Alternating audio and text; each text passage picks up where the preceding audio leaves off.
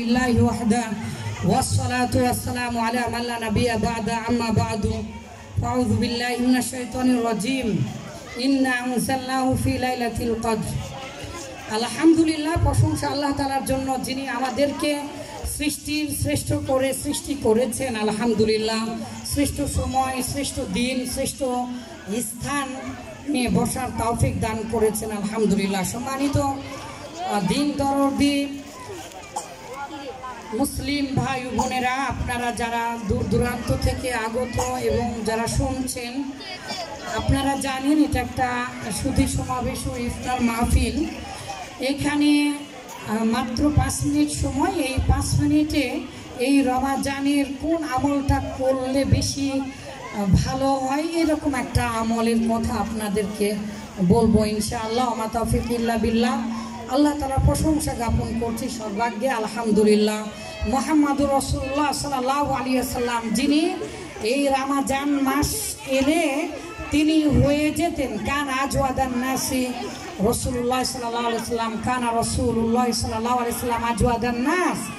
কেমন পৃথিবীর যত ভালো গুণ আছে সেই গুণের শ্রেষ্ঠ গুণে গুণান্বিত হতেন রাসূলুল্লাহ সাল্লাল্লাহু আলাইহি ওয়াসাল্লাম। এই হাদিসের শেষাংশে আল্লাহ রাসূল সাল্লাল্লাহু আলাইহি ওয়াসাল্লামের বিষয়ে বলা হয়েছে কারিহিল মুরসাল, দ্রুত গতি ঝঞ্ঝা বায়ুর নাই তিনি এত বেশি চঞ্চল হয়ে যেতেন এই রমজান মাস আসলে।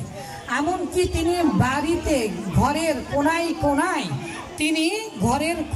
কোনায় মূলত যে খুঁজতেন, কি পেতেন সেগুলো খুঁজতেন। কেন খুঁজতেন একটু পরে বুঝতে পারবেন।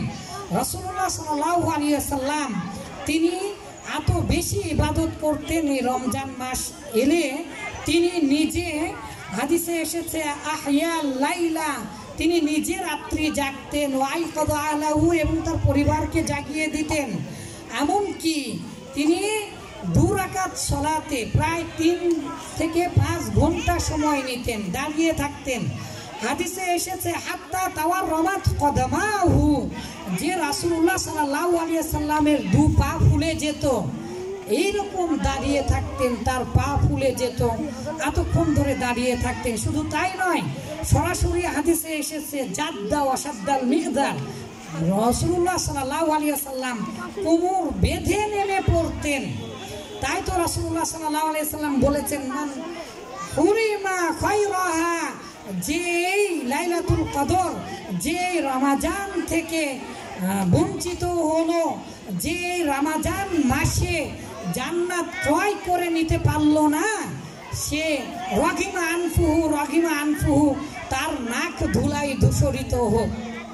আইয়াযু বিল্লাহ, আল্লাহুম্মা লা তাজালনা মিনহুম।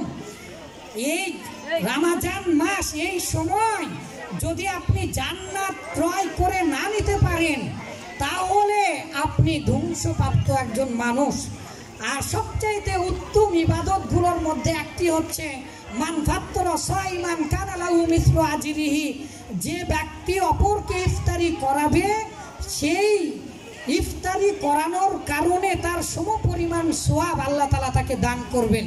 শুধু তাই নয়, সকল সাহাবীরা বললেন ইয়া রাসূলুল্লাহ আইয়ু সাদাকাতি আফদাল, ইয়া রাসূলুল্লাহ সবচাইতে কোন সেই দান বা কোন সেই কাজ যেটা করলে সবচাইতে উত্তম।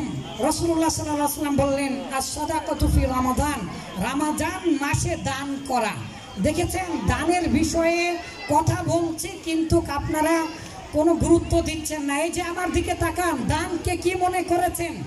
এই পৃথিবীর সর্বশ্রেষ্ঠ পাওয়ারফুল ইবাদতের নাম কি? দান। নামাজ না পড়লে, সালাত না আদায় করলে আপনার বাটাম ফাটাবে, আপনাকে জাহান্নামে দিবে। কিন্তু এমন একটি ইবাদতের কথা বলেন তো, যে ইবাদত করলে আল্লাহর রাগকে থামিয়ে দেওয়া যায়, কবরের আযাবকে আটকিয়ে দেওয়া যায়, জাহান্নাম থেকে বাঁচা যায়।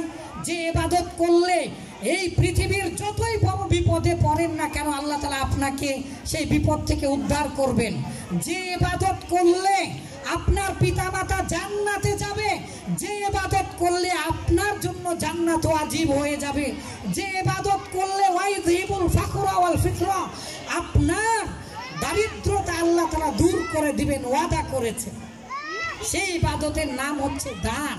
আপনি যদি দান করেন তাহলে আল্লাহ তাআলা এগুলো ওয়াদা দিয়েছেন। শুধু তাই নয়, আল্লাহ তাআলা নিজে বলেছেন যে আল্লাহ তাআলা ডান হাত দিয়ে আপনার দানকে কবুল করেন এবং সেটা ছোট ছাগলের নাই, ছোট উটের নাই, লালন পালন করে মিসলা উহুদ, উহুদ পাহাড়ের সমান কত শত কোটি টন আল্লাহ তাআলা সেটা বানিয়ে দিবেন আপনার সামান্য দানকে।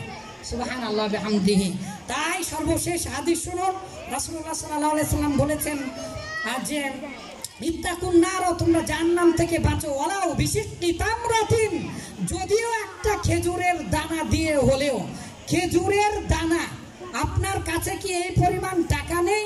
আলা কুল্লি সুলামাই মিনান নাস, আপনার উপরে এখন ওয়াজিব হয়ে গেল আপনার ইমানের পরিভাষা যে অবশ্যই